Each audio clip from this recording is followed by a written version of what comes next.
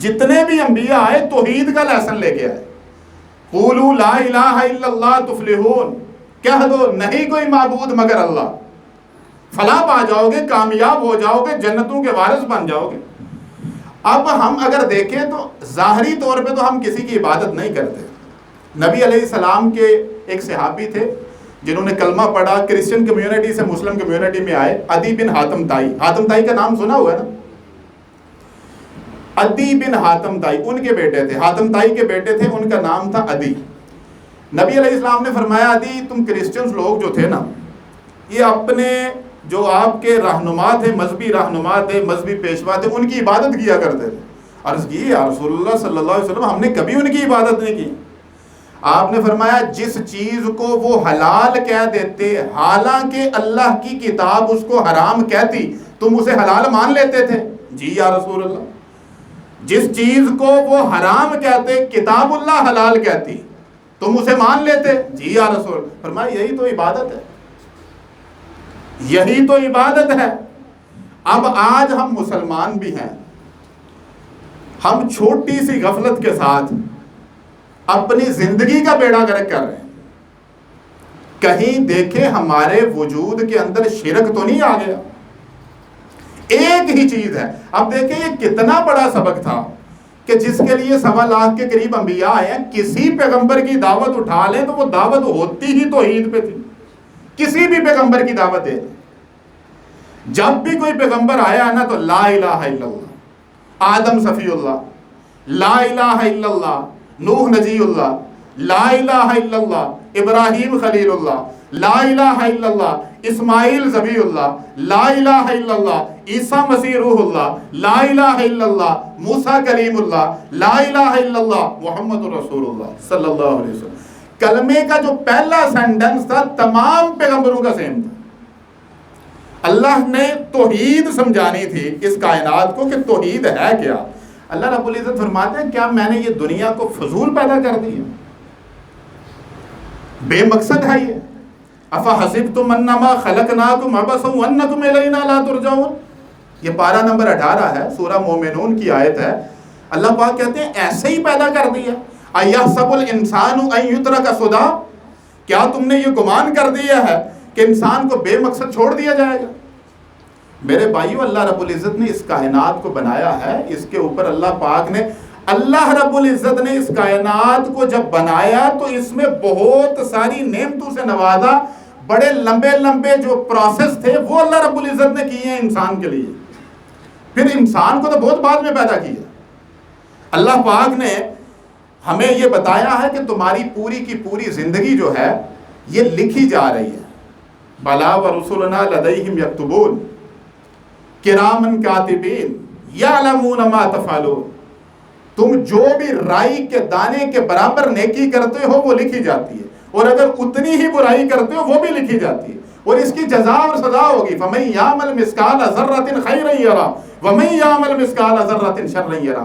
رائی کے دانے کے برابر بھی نیک اعمال لے کے آؤ گے خیر ملے گی، جزا ملے گی. اگر اتنی بھی برائی لے کے آئے تو اس کا بھی پورا پورا بدلہ ملے گا.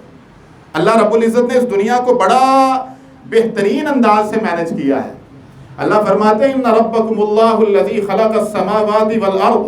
اللہ کی ذات کیا ہے؟ آئے قرآن کی ان آیات سے دیکھتے ہیں کہ ذات خدا کیا ہے.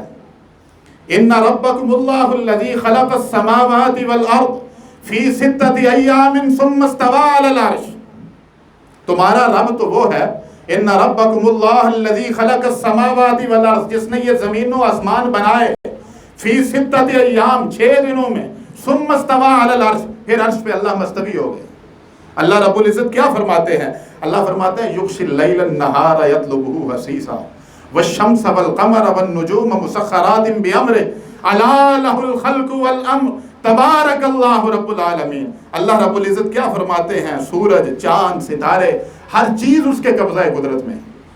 کسی کی جرت نہیں ہے، سورج کے باپ کی جرت نہیں ہے کہ وہ ہلنے کی جرت کر سکے جس راستے میں اللہ نے اسے رکھا ہے.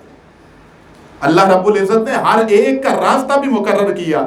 قل أئنكم لتكفرون بالذي خلق الأرض في يومين وتجعلون له أندادا ذلك رب العالمين. یہ بھی میرے اللہ کا نظام ہے۔ اللہ فرماتے ہیں اس رب کا، اس پروردگار کا انکار کرتے ہو جس نے زمین کو 2 دن میں پیدا کیا۔ اب زمین اور آسمان کو پہلی آیت بتا رہی ہے 6 دنوں میں پیدا کیا، یہ آیت کہہ رہی ہے 2 دنوں میں پیدا کیا۔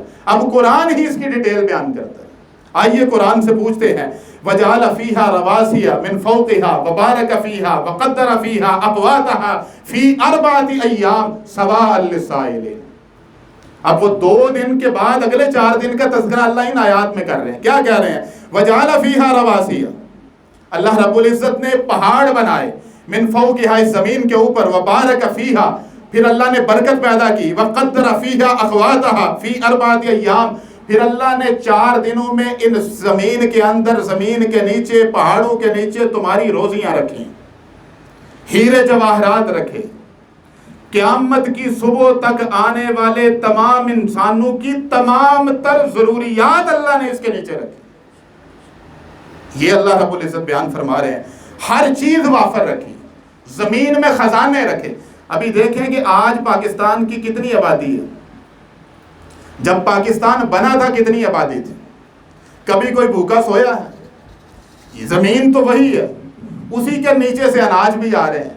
کسی دور میں 1 ایکڑ میں سے 10 من گندم نکلتی تھی، آج آبادی بڑھ گئی، اسی ایکڑ میں سے 50 من گندم نکل رہی ہے۔ یہ خزانے میرے پروردگار نے رکھے ہیں، عقل والوں کے لیے نشانیاں ہیں، یہ مذاق نہیں ہے، یہ بیج کا کمال نہیں ہے۔ کون سا بیج ہے جو اللہ کی منشا کے خلاف تمہیں ایک ایک ایک ایک پتا بھی دے سکے؟